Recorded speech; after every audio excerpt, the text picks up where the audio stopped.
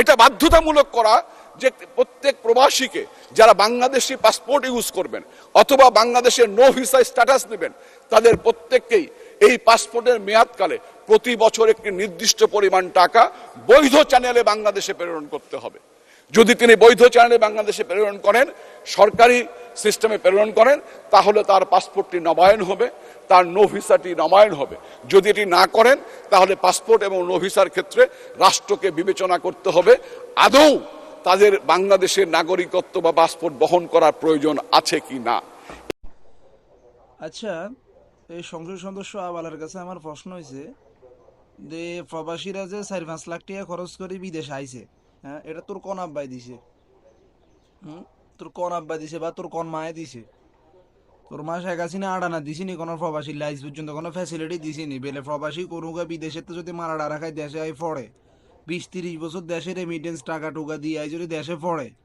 তোর মা প্রবাসের কোনো একটা মুরব্বীরে বা কোনো একটা লোকের কোনো ফ্যাসিলিটি দিছিনি বেলে এত মাসিক একটা ভাতা দি? হ্যাঁ,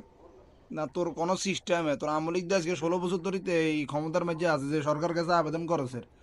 এই প্রবাসের মানুষদের রাত দিন 24 ঘন্টা কুত্তের মতো খাড়ি, হ্যাঁ, মাসে মাসে দেশে টিয়া হারায় হুন্ডির মাধ্যমে হোক ব্যাংকের মাধ্যমে হোক জেনের মাধ্যমে হোক। এই 20-30 বছর টিয়া এগুন ফাটানোর পরে এতজন দেশে যায়, হ্যাঁ, জানে হেতার কোনো কাম কাজ থাকে না, এতজন একদম গর্বইটা হয়ে যায় গা, হ্যাঁ,